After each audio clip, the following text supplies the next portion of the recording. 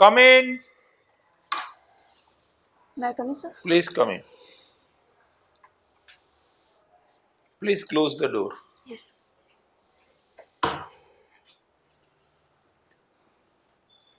Please take your seat. Thank you, sir. આપ આપનું mask કાઢી શકશો. Thank you, sir. આપનો પરિચય આપો. સર મેં ઇલેક્ટ્રોનિક એન્ડ કમ્યુનિકેશન એન્જિનિયરિંગમાંથી ગ્રેજ્યુએશન પૂર્ણ કર્યું છે. ત્યારબાદ IBM કંપનીમાં એઝ અ સોફ્ટવેર એન્જિનિયર 2 વર્ષ જોબ કરી છે. તે પછી સિવિલ સર્વિસીસમાં જ પ્રિપેરેશન કરી રહી છું અને સાથે સાથે 2 NGO સાથે જોડાયેલી છું. આપે જોબ શા માટે છોડી? સર એક જોબ સિક્યોરિટી ગ્રેજ્યુએશન પછી જરૂરી હતી, જે મને ફાઇનાન્શિયલ કન્ડિશનના લીધે જોબ જોઈન કરી અને પ્રાઇવેટ કંપનીનો એક અનુભવ લીધો, પરંતુ જે સ્કોપ મને મળવો જોતો હતો પ્રાઇવેટ સેક્ટરમાં કામ કરવાનો, તેનાથી મને એક સેટિસ્ફેક્શન મળ્યું નહીં, જેના લીધે મને જોબ છોડવી પડી. IBM જેવી એક સ્ટાન્ડર્ડ કંપની સાથે જોડાયા પછી આપ આવી આર્ગ્યુમેન્ટ કરો કે જોબ સિક્યોરિટીનો પ્રશ્ન હતો, સેટિસ્ફેક્શન ના મળ્યું, આ શું યોગ્ય છે? Sir job security it means કે મારા ગ્રેજ્યુએશન પછી કન્ડિશન એવી હતી કે મને એક ટેમ્પરરી જોબ સિક્યોરિટી જોતી હતી, એટલા માટે મેં જોબ જોઈન કરી.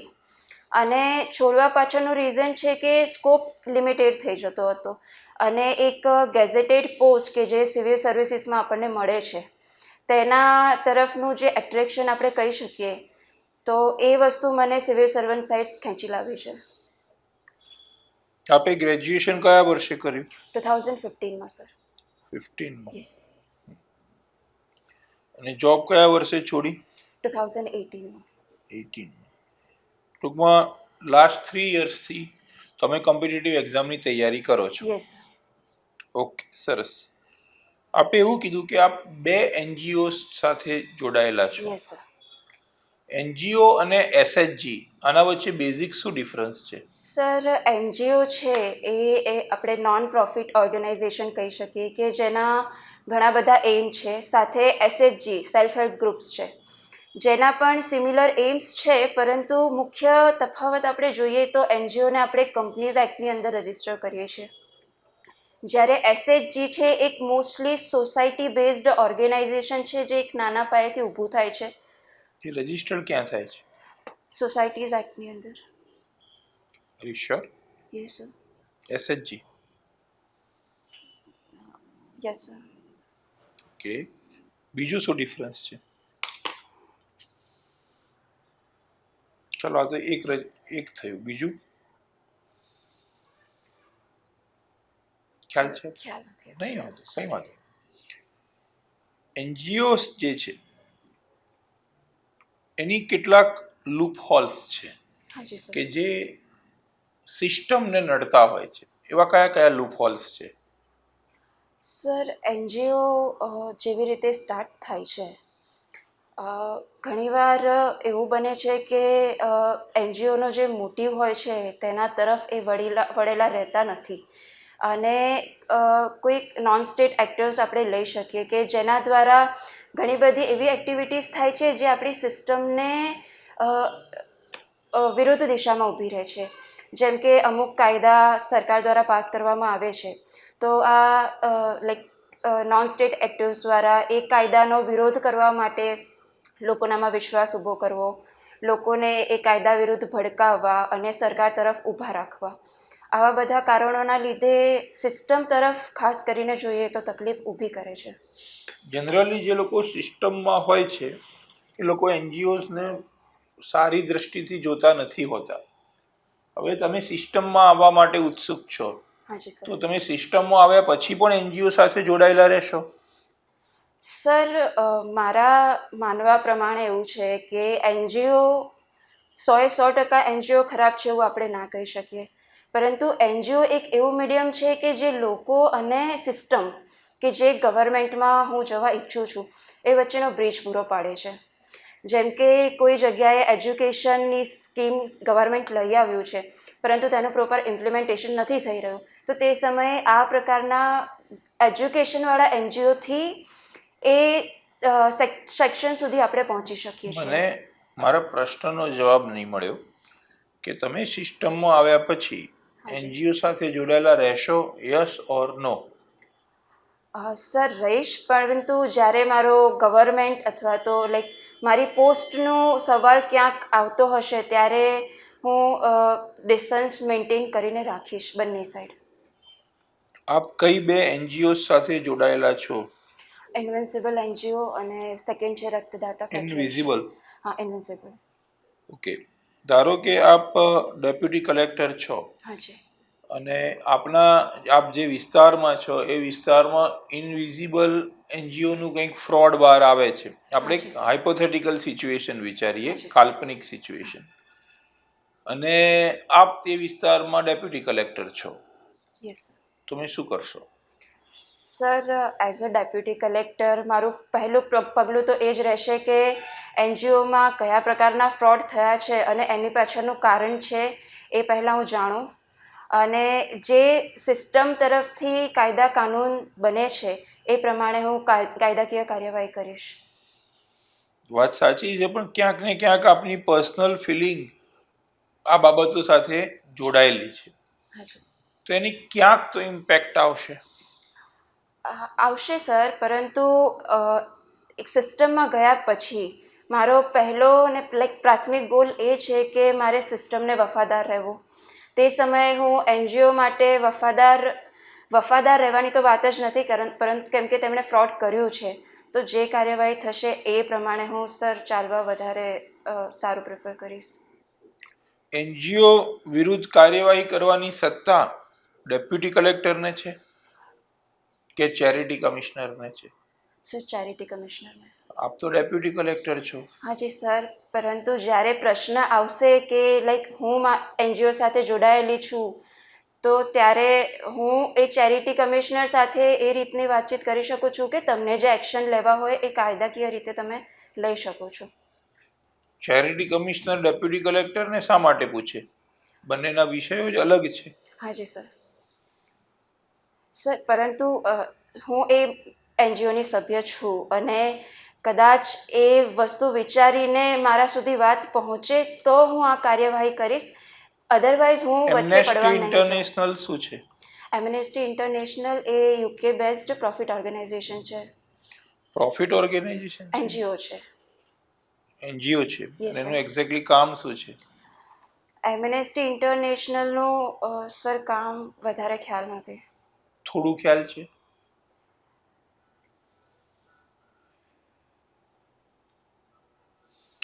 ભારતની જ હોય અને ઇન્ટરનેશનલ લેવલે કામ કરતી હોય એવી 3 એનજીઓના નામ આપો.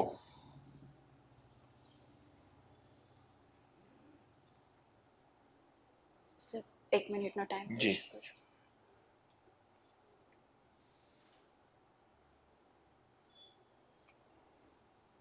સર, એક બાળકો માટેનું એનજીઓ છે, સેવ ધ ચાઇલ્ડ એનજીઓ છે. ઇન્ટરનેશનલ લેવલે કામ કરે છે? હાજી સર. કોનું છે આ?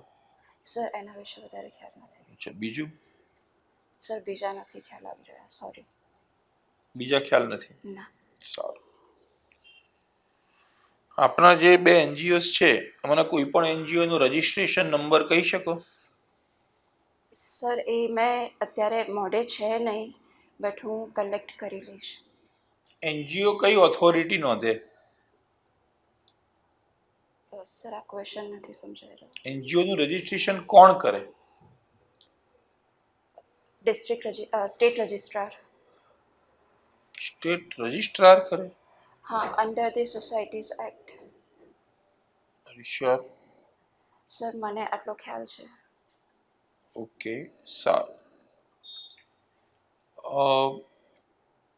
મારે એક એનજીઓનું રજિસ્ટ્રેશન કરાવવું છે, હું કરાવી પણ દઉં છું, પણ મારે એમાંથી ટેક્સ મને એનજીઓને કોઈ ડોનેશન આપે તો એમાંથી એને ટેક્સમાંથી રિલેક્સેશન મળે. હાજી સર. તો એ કઈ કલમ હેઠળ મળે? 80G. 80G. અને એના માટે મારે શું પ્રોસિજર કરવી પડે? સર, સૌપ્રથમ તો આપનું જે એનજીઓ છે એ કંપનીઝ એક્ટની હેઠળ રજિસ્ટર કરાયેલું હોવું જોઈએ. તો જ તમે એ ટેક્સ બેનિફિટ ડોનરને અને એનજીઓને બંનેને મળવાપાત્ર છે. એના માટે મારે કઈ ઓથોરિટી જોડે પત્ર વ્યવહાર કરવો પડે? સર એના વિશે ખ્યાલ નથી. કઈ વાંધો નહીં. સારું. આઈબીએમ કંપનીની સ્થાપના કોણે કરી? સર એ નથી ખ્યાલ આઈબીએમ નું આખું નામ ખ્યાલ છે? International business machine. International business machine. Machine. આપના 2 એક્સપિરિયન્સ છે અને એક ડ્રીમ છે. Yes sir. આપે આઈબીએમ માં જોબ કરી, હાજી સર. એનજીઓ સાથે જોડાયેલા છો હાજી સર. અને ગવર્મેન્ટમાં આવવા માંગો છો, રાઈટ? Yes sir. તો ત્રણેયની અંદર કોમન શું છે અને ત્રણેયમાં જુદું શું છે? ત્રણેયમાં જુદું આપણે જોઈએ સર તો જે હ્યુમન ટુ હ્યુમન અપ્રોચ છે એ એનજીઓ અને ગવર્મેન્ટમાં સેમ છે, પરંતુ પ્રાઇવેટ કંપનીમાં ડાયરેક્ટ હ્યુમન ટચ નથી મળી રહ્યો. ઓકે. અને કોમન વસ્તુ જોઈએ તો કામ આપણે લોકો માટે જ કરી રહ્યા છીએ. ઓકે.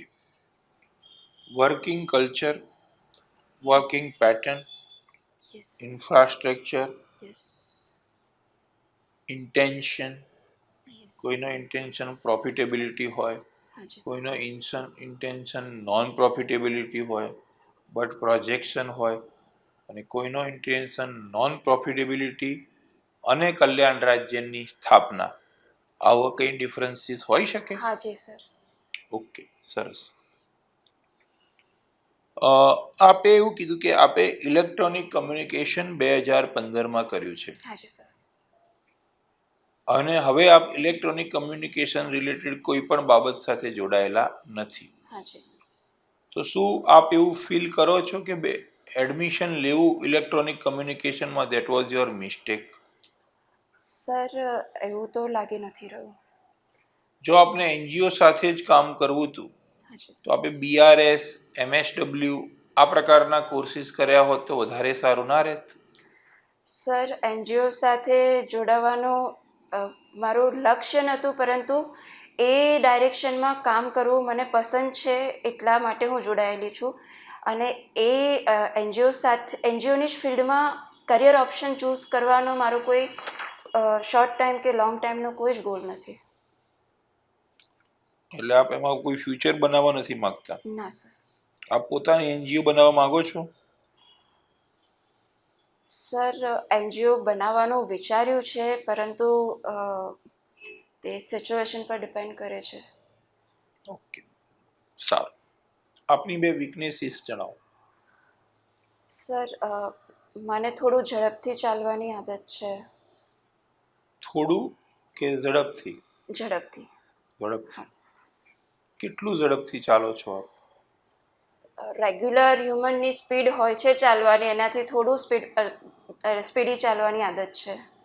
1 કિલોમીટર આપ કેટલી મિનિટમાં ચાલો?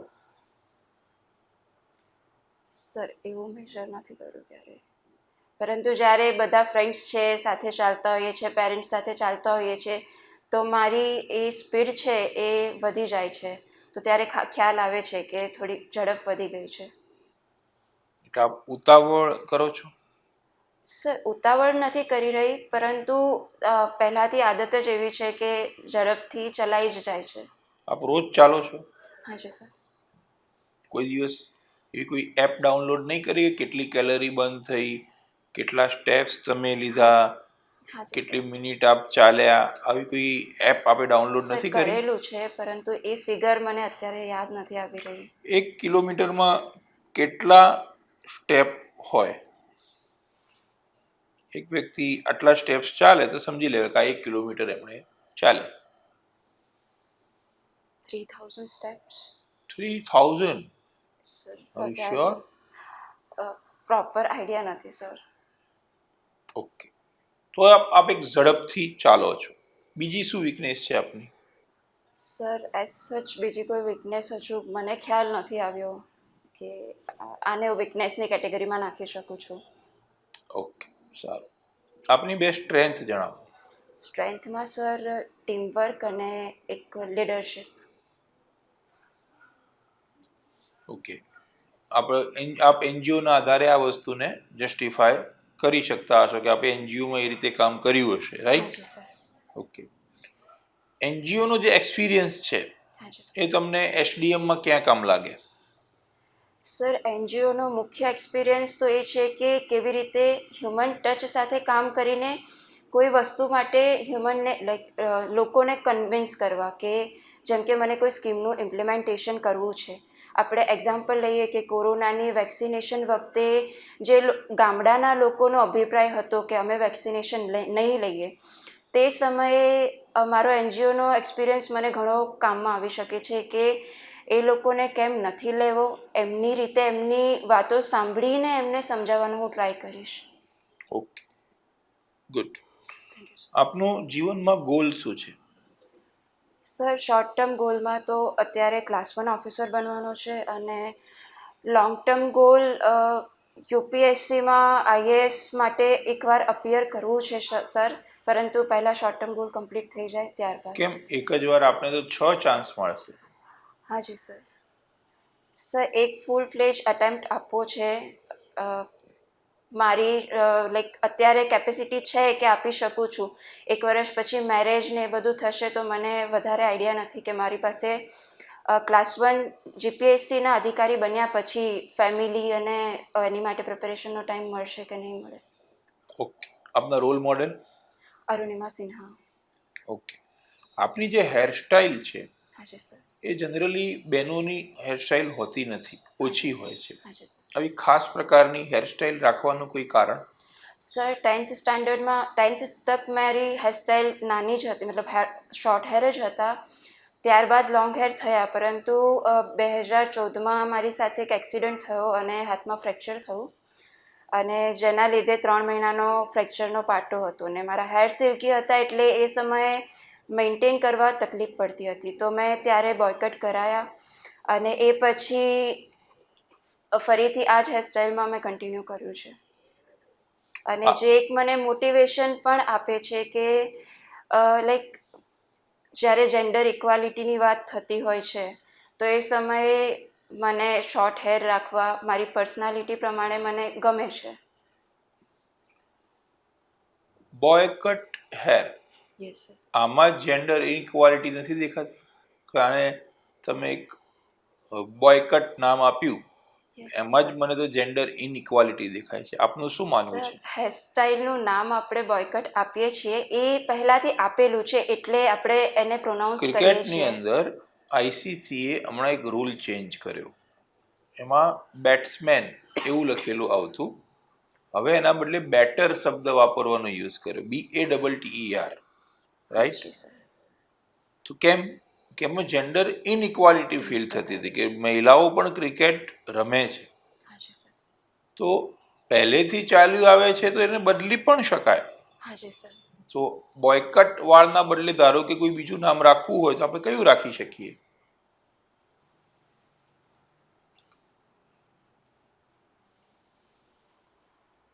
સર boy/girl કટ એવું રાખી શકો. boy/girls cut. ઓકે, સારું. તો ટ્રાન્સજેન્ડરનો વિષય આવે ત્યારે શું થાય? સર તો આ પ્રકારના ક્વેશ્ચનમાં હું એવું જ કહેવા માંગીશ કે હેરકટને આપણે હેરકટથી જ પ્રોનાઉન્સ કરીએ તો વધારે બેટર રહેશે. તો મારે જ્યારે આ પ્રકારના હેરકટ કરાવવા જવું હોય તો મારે શું કહેવાનું? સર તો જ્યારે તમે સલૂનમાં જાઓ છો તો એમની પાસે કેટલોગ હશે હેરકટનું, તો તમે એ કેટલોગમાંથી ચૂઝ કરીને કહી શકો છો કે મને આ પ્રકારના વાળ હેરસ્ટાઇલ કરવી છે. ઓકે, સારું. આપે ઇલેક્ટ્રોનિક કમ્યુનિકેશન કર્યું. હાજી સર. ઇલેક્ટ્રોનિક કમ્યુનિકેશનની અંદર 2 શબ્દો જોડાયેલા છે, ઇલેક્ટ્રોનિક અને કમ્યુનિકેશન. આ વસ્તુનો ઉપયોગ ગવર્મેન્ટમાં અત્યારે કઈ રીતે થાય છે? સર ઇલેક્ટ્રોનિક્સ વર્ડ પર પહેલાં ફોકસ કરીએ તો ઇલેક્ટ્રોનિક્સ અત્યારે આપણે ઘણી બધી જગ્યાએ યુઝ કરી શકીએ છીએ, જેમ કે આપણે ઉદય યોજના છે, ઉજાલા યોજના છે સરકારની, કે જેમાં આપણે LED બલ્બ પ્રોવાઈડ કરીએ છીએ. તો એ યોજનામાં ઇલેક્ટ્રોનિક્સ શબ્દના ઉપયોગથી જ આપણે એનર્જી એફિશિયન્ટ બલ્બ બનાવી શક્યા છીએ. એ ઇલેક્ટ્રોનિક્સ છે કે ઇલેક્ટ્રોનિક છે? Sir electronics. Ujala. Ujala electronic. Yes sir. તમે ઇલેક્ટ્રોનિક્સનો ઉપયોગ ક્યાં આવ્યો? સર એ તો આખી ઇલેક્ટ્રોનિક રિલેટેડ છે ને? હા સર, પરંતુ જે બલ્બની જે સર્કિટ છે એ ઇલેક્ટ્રોનિક્સ ફિલ્ડમાં જ આવે છે. કે લાઈક અમને સ્ટાર્ટિંગમાં જ્યારે કોલેજમાં હતા ત્યારે શીખવાડવામાં આવે છે કે હાઉ ટુ વર્ક, બલ્બ કેવી રીતે વર્ક કરે છે, એની સર્કિટ કેવી રીતે વર્ક કરે છે. LED કે જે મેઇન પાર્ટ છે ઇલેક્ટ્રોનિક્સ કમ્પોનન્ટનો. બોલો બોલો. હા, ઇલેક્ટ્રોનિક્સમાં LED કમ્પોનન્ટ મેઇન પાર્ટ છે, અને ઉજાલામાં જે આપણે બલ્બ પ્રોવાઈડ કરીએ છીએ એ LED બલ્બ પ્રોવાઈડ કરીએ છીએ. તેથી મેં કોરિલેટ અને ઇલેક્ટ્રોનિક્સ સાથે કર્યું છે. ઇલેક્ટ્રોનિક્સ કમ્યુનિકેશનમાં આપણે કયા કયા સબ્જેક્ટ ભણવાના આવતા? મુખ્ય સબ્જેક્ટમાં microprocessor, microcontroller, electromagnetic waves, communication, VLSI વગેરે જેવા સબ્જેક્ટ આવતા હતા સર. અત્યારે કમ્પ્યુટરની કઈ જનરેશન ચાલે છે? અત્યારે IP કમ્પ્યુટરની જનરેશન.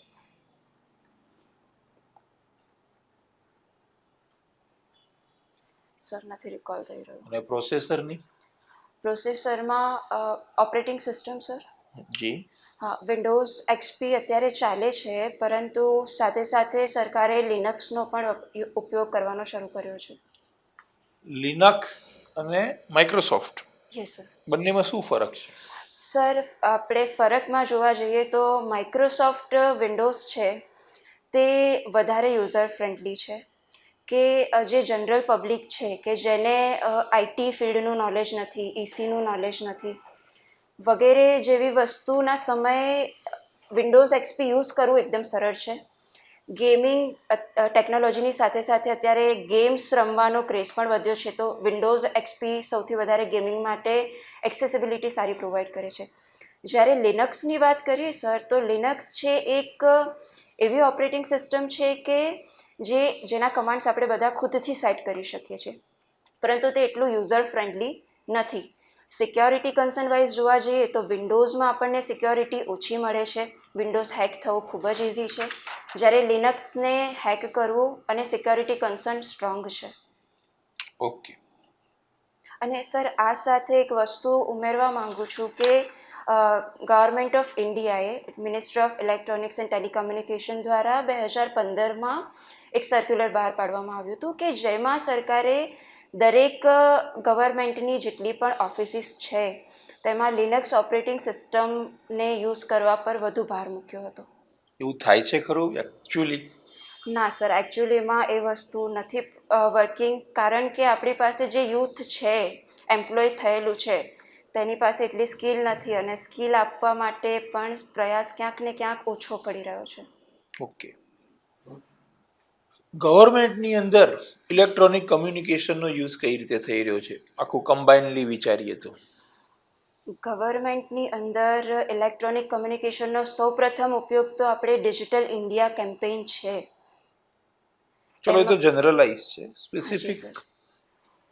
સ્પેસિફિક લેવલ પર સર વધારે ખ્યાલ નથી આવી રહ્યો. સ્પેસિફિક લેવલ કોઈ ગવર્મેન્ટના પોર્ટલ્સ? હાજી સર. ભારત નેટ, આવું કંઈ આપણે સાંભળ્યું છે? હાજી સર. શું છે? સર, ભારતને એક પ્રોજેક્ટ છે કે જેના અંતર્ગત આપણે જેટલી પણ ગ્રામ પંચાયત છે એને ફાઇબર ઓપ્ટિક કનેક્શન સાથે કનેક્ટ કરીને એક ડિજિટલ ઇન્ડિયાના ગોલને પૂર્ણ કરવાનો છે. એવું ગુજરાતમાં કયું સ્ટ્રક્ચર છે? સેવા સેતુ પ્રોગ્રામ કહી શકીએ સર. GSWAN, આવું કંઈ આપણે સાંભળ્યું છે? હાજી સર. શું છે ગુજરાતમાં જે ગવર્મેન્ટ ઓફિસીસમાં ઇન્ટરનેટ કનેક્ટિવિટી પ્રોવાઈડ કરવામાં આવે છે તે GSWAN નેટવર્ક દ્વારા કરવામાં આવે છે. ઇવન પંચાયતની અંદર પણ? હા સર. તો ભારત નેટ આવશે તો GSWAN નું શું થશે? સર ભારતનેટ જીસ્વાન છે એ ઇન્ટરનેટ કનેક્ટિવિટી થ્રુ રાઉટર પૂરી પાડી રહ્યું છે, જ્યાં ઘણી બધી વાર એવું થાય છે કે જે સિગ્નલની સ્ટ્રેન્થ આવવી જોઈએ, સ્પીડ આવવી જોઈએ, એ દૂર દરાજના ઇલાકોમાં આવવાની તકલીફ છે. જ્યારે ભારતનેટ એ ફાઇબર ઓપ્ટિક કેબલનું કનેક્શન છે, જેમાં સ્પીડના ઇસ્યુ ઘણા ઓછા થઈ જાય છે, બ્રેકેબિલિટીના ઇસ્યુ ઘણા ઓછા થઈ જાય છે. તો એવી રીતે સિસ્ટમ વધારે એફિશિયન્ટ આપણે બનાવી શકીશું. એટલે જીસ્વાન ભારત નેટમાં સ્વિચ ઓવર થઈ જશે, હા જી સર. એવું આપનું માનવું છે? સર ભારતનેટનો મેઇન એમ છે ગ્રામ પંચાયતોને કનેક્ટ કરવાનો ફાઇબર ઓપ્ટિક સાથે. તો હા, ગ્રામ પંચાયતમાં આપણે જીસ્વાનને કાઢીને ભારતનેટ સાથે કનેક્ટ કરી શકીશું. ઓકે, સારું. ગવર્મેન્ટના 5 પોર્ટલ્સના નામ આપો. ઈ શ્રમ પોર્ટલ,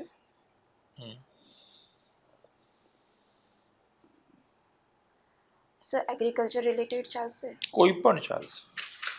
ઈ નામ,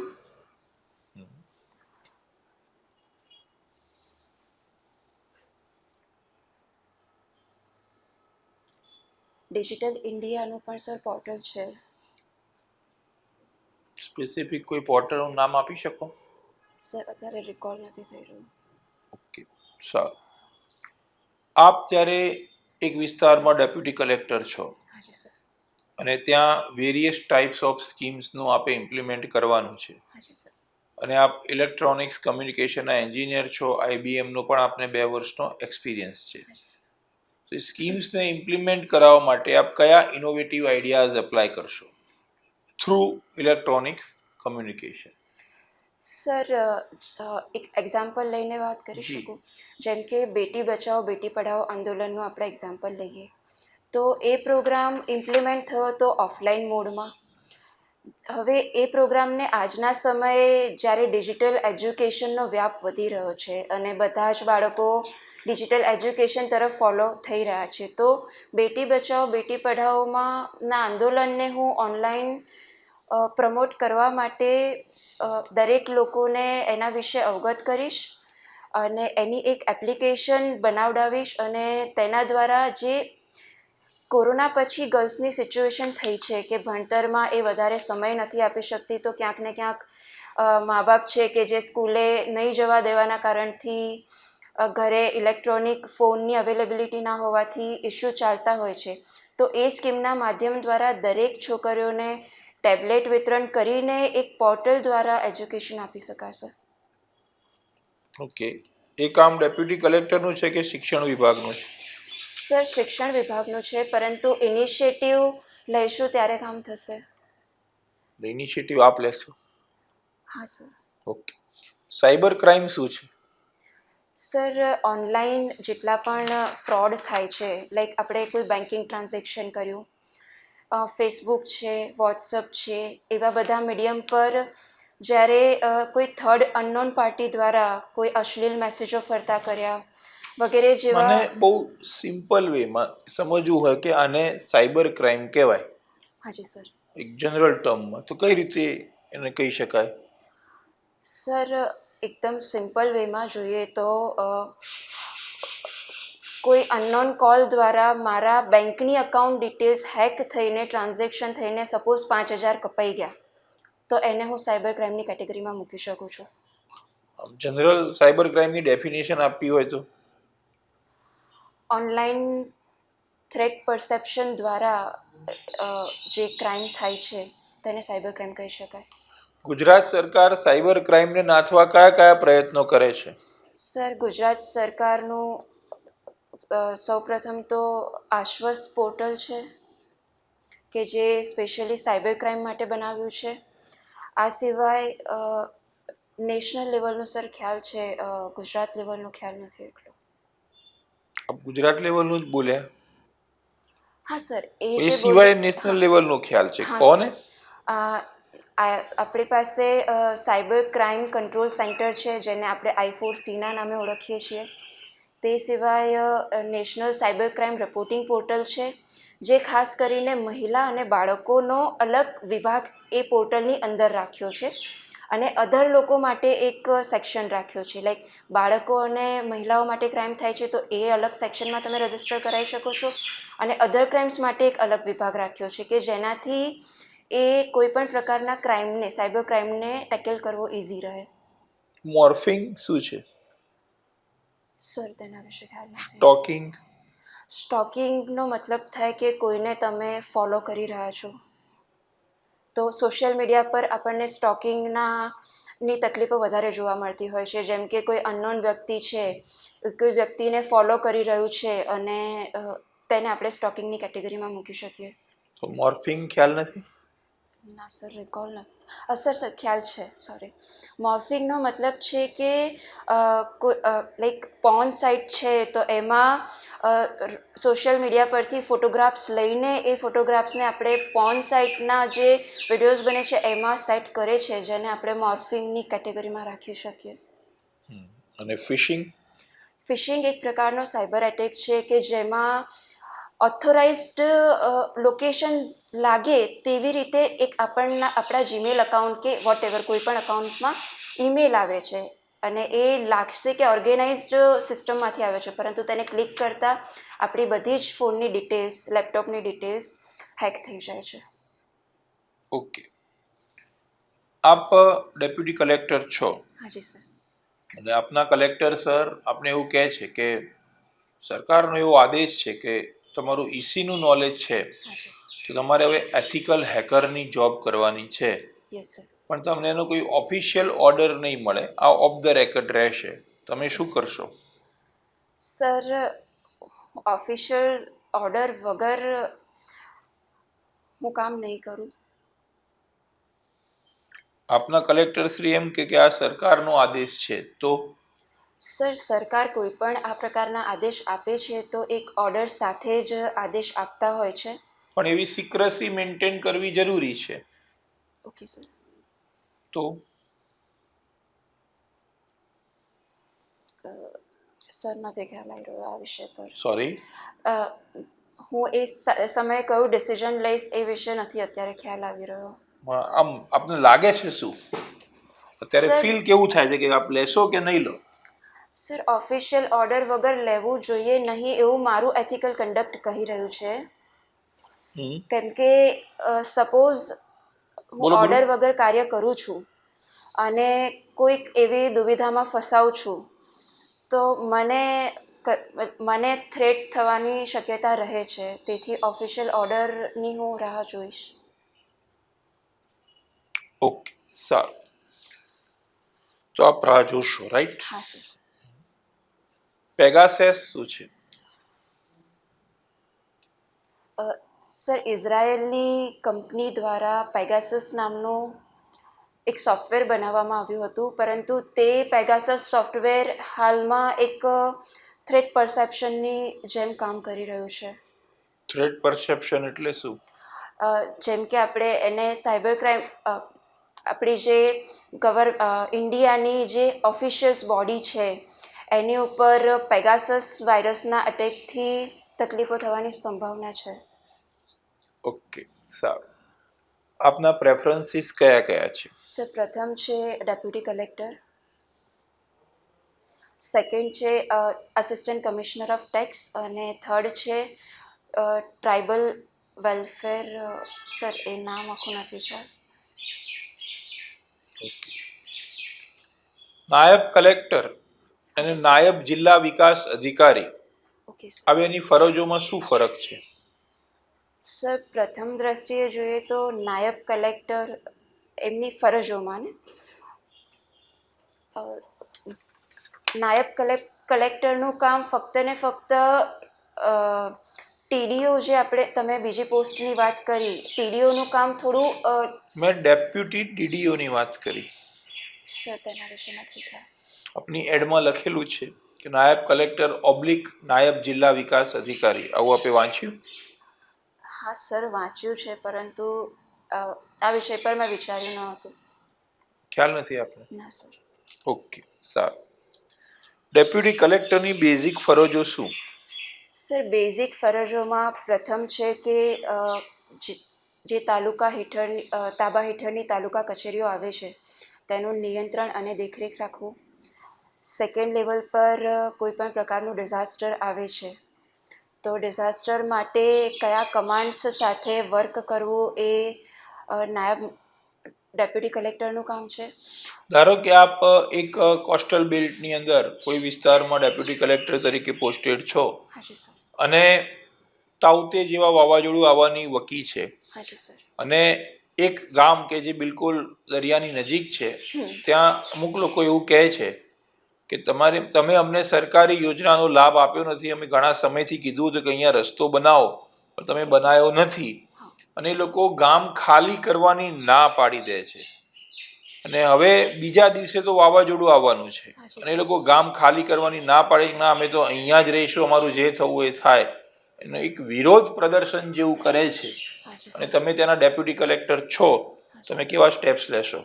સર, આ કન્ડિશનમાં મારું પ્રથમ સ્ટેપ તો એ રહેશે કે હું પોતે ફિલ્ડ પર ઉતરીને જે ગામડાના જે જગ્યાના લોકો છે એ લોકોને હું ડાયરેક્ટ સમજાવવા જઈશ તો એ માનવાના છે નહીં, પરંતુ તે એરિયામાં રહેતું કોઈ પણ એમનો જે મુખી છે કે કોઈ કાસ્ટથી બિલોંગ કરતા હોય તો એમનો જે વડા છે એમની સાથે હું પહેલાં એમના વડાએ જ એમને મિસગાઈડ કર્યા છે. હા, પરંતુ એ સમયે હું એમના વડાને પહેલાં સમજાવવાનો પ્રયાસ કરીશ કે તમે સિચ્યુએશનને ધ્યાનમાં રાખીને તમે તમારા લોકોને આદેશ આપો કે એ અહીંયાથી બીજે શિફ્ટ થાય, અને સાથે હું એ શ્યોરિટી આપીશ કે આવનારા દિવસોમાં તે જગ્યાએ રોડ કે જે એમની પ્રથમ માંગણી છે તેને પૂર્ણ કરવામાં આવશે. તેમ છતાં પણ એ લોકો માનતા નથી તો સર હું ઘરે ઘરે ફરીને લોકોને મનાવવા માટેનો ટ્રાય કરીશ. ઘરે ઘરે ફરશો? આપને ખબર છે કે આપે તો બીજા કેટલા બધા કામ હશે, તાઉતે જેવું વાવાઝોડું જ્યારે આવવાનું હોય ત્યારે આપ ઘરે ઘરે ફરશો? હાજી સર, એ એક વ્યક્તિનો સવાલ નથી. મને એક કેન્ડિડેટે એવું કીધું હતું હાજી સર કે હું ટીમ વર્કથી કામ કરવામાં માનું છું. હાજી સર. હવે એ વ્યક્તિ જો ઘરે ઘરે ફરશે તો ટીમ વર્કનું શું થશે? ટીમ આપની જોડે નહીં હોય? સર, હું મારી ટીમ સાથે નીકળીશ. હું મારી ટીમને મારા વગર મોકલી દઈશ તો શક્યતા છે કે એ જે મારો સ્ટાફ છે એનું માને કદાચ નહીં, તો હું એ 5 કે 7 જણની ટીમ સાથે નીકળીશ અને થઈ શકે તો વધારે મોટો એરિયા હશે તો 2 ટીમમાં ડિવાઈડ કરીશ અને જ્યાં જ્યાં તકલીફ વધુ આવે ત્યાં હું પહોંચવાનું વધારે પ્રેફર કરીશ. Very sure? હાજી સર. આપને એવું નથી લાગતું કે આપણે કલેક્ટર સર જોડે મળીને આ બાબતે ફટાફટ ચર્ચા કરીને અધિકારીશ્રીઓની આખી એક ટીમ ઉતારીને પોલીસ અને જરૂર પડે તો આર્મીને પણ ઉતારીને, ધારો કે એમના જાનનો જ વિષય છે, છેલ્લે નથી જ માનતા તો થોડુંક બળજબરીપૂર્વક પણ એમને તાત્કાલિક ત્યાંથી ખસેડવા જોઈએ, અધરવાઇઝ એમને જાનને નુકસાન થવાના ચાન્સીસ છે. હાજી સર. આવું આપ ના કરી શકો? સર, કરી શકાય. ઓકે, સારું. ડેપ્યુટી કલેક્ટરને ક્યાં ક્યાં પોસ્ટિંગ મળે છે તરીકે? સર, એ વિભાગો જોવાના બાકી છે. કોઈ એકાદ વિભાગનું નામ યાદ આવતું હોય? સર, આપને ખ્યાલ નથી? સારું, ઓકે.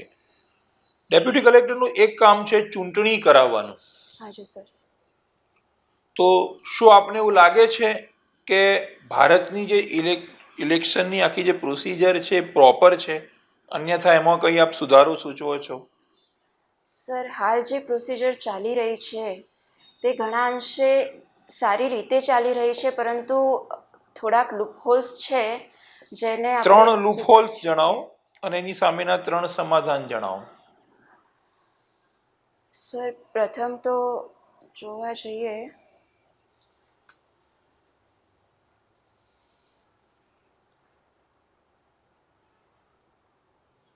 સર, નથી ખ્યાલ આવી રહ્યો. કંઈ વાંધો નહીં. આપનું સેકન્ડ પ્રેફરન્સ આસિસ્ટન્ટ કમિશનર છે, એ કયા ડિપાર્ટમેન્ટ હસ્તકની પોસ્ટ છે? મંત્રાલય. નાણાં વિભાગ કે નાણાં મંત્રાલય? નાણાં વિભાગ. What is the basic difference between department and ministry? Sir, ministry central level પર બેસે છે, જે આપણી સેન્ટ્રલ ગવર્મેન્ટ છે ત્યાં આપણે મિનિસ્ટ્રી બેસે છે અને સ્ટેટ વાઇઝ આપણને વિભાગ મળશે. ઓકે, સરસ.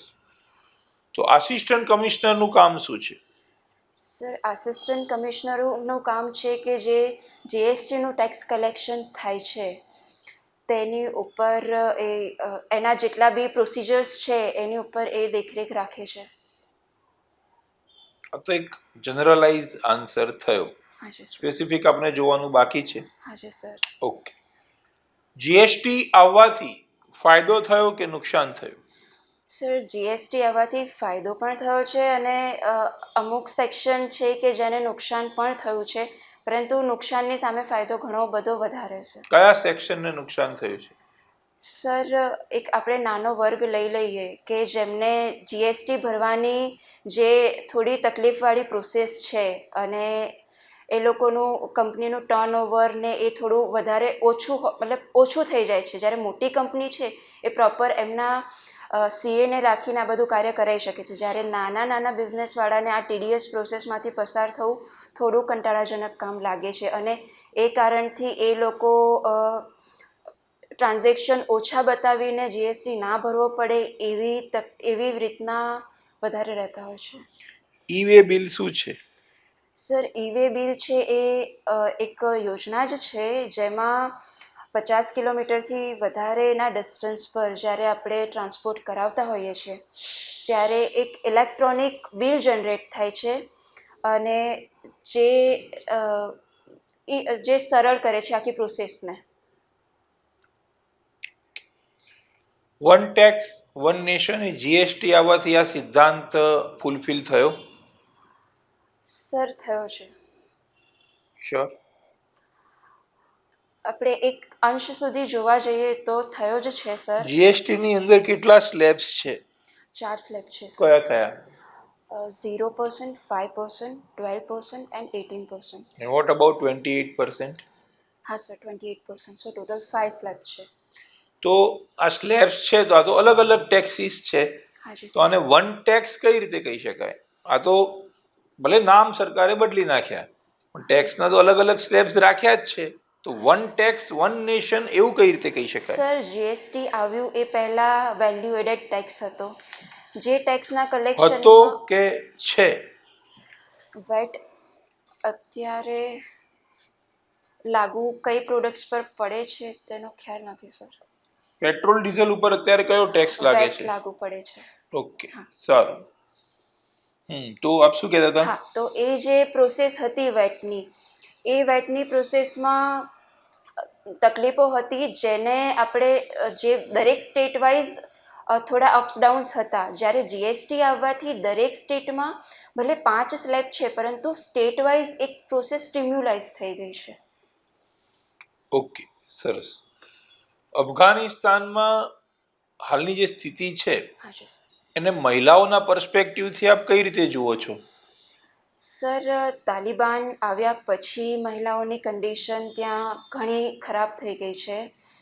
જેમ કે 1999 પહેલાંનો સમય કે જ્યારે તાલિબાનની સરકારનો પ્રભાવ હતો અને મહિલાની સિચ્યુએશન હતી એ પ્રમાણે અત્યારે થઈ ગઈ છે. જેમ કે એમને ઘરમાંથી બહાર નીકળવું હોય તો બુરખો પહેરીને નીકળવાનું, તેમના હસબન્ડ સાથે નીકળવાનું, એજ્યુકેશનમાં પણ એક જ ક્લાસમાં પડદા રાખીને એક સાઈડ પુરુષોને એક સાઈડ મહિલાઓ એવી રીતે ભણવાનું. આ બધી તકલીફો અત્યારે ત્યાંની મહિલાઓ ફેસ કરી રહી છે. ઓકે, સરસ. આપ એક મહિલા અધિકારી બનવા જઈ રહ્યા છો. હાજી સર. આપ જ્યારે મહિલા ડેપ્યુટી કલેક્ટર તરીકે બિરાજમાન થશો, પોસ્ટેડ થશો, તો મહિલાઓ માટે કયા 3 કામો કરશો? સર મહિલાઓ માટે પ્રથમ કામ છે કે જે અત્યારે એજ્યુકેશનના ક્યાંક ને ક્યાંક તકલીફો ઊભી થાય છે તો મહિલાઓ માટે એજ્યુકેશનમાં એ લોકોને વધારે ખેંચી લાવવાનો હું ટ્રાય કરીશ અને જેનાથી એમની ફાઇનાન્શિયલ લિટરસી વધે. ઓકે, એ સિવાય? એ સિવાય સર અત્યારે પીરિયડ પોવર્ટીઝ કરીને એક કન્સેપ્ટ ચાલી રહ્યો છે કે સિટી એરિયામાં પીરિયડ્સને મેન્સ્ટ્રુએશનને લઈને જે મિથ છે એ ધીમે ધીમે દૂર થઈ રહ્યું છે. પણ ગામડાના વિસ્તારોમાં હજુ એ મહિલાઓને મેન્સ્ટ્રુએશનના સમયે જે 3 દિવસ અલગ બેસવાનું, ઇવન સેનિટરી નેપકિન્સ વિશે તેમને કંઈ ખ્યાલ નથી હોતો. તેના લીધે ઘણી મહિલાઓ કેન્સરનો ભોગ બનતી હોય છે. તો મારો એક પહેલ એવી રહેશે કે એકદમ બેઝિક સ્તરથી તે લોકોને આ વિશે જ્ઞાન આપવામાં આવે અને તેના શું ફાયદા છે અને તે એમની હેલ્થ કેવી રીતે બચાવી શકે છે તેના વિશે હું પગલાં લઈશ. ઓકે, સારું.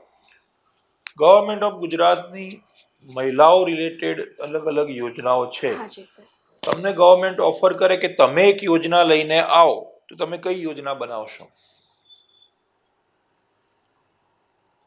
મતલબ ખુદથી મારે બનાવવાની છે.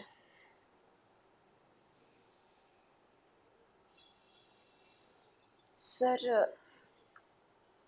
સેલ્ફ હેલ્પ ગ્રુપમાં જે કાર્ય થતું હોય છે એને વધારવા માટે હું યોજના લાવી શકું છું કે જે ઘરે બેઠી મહિલાઓ કામ કરતી હોય છે તેમને હું આગળ લાવી શકું.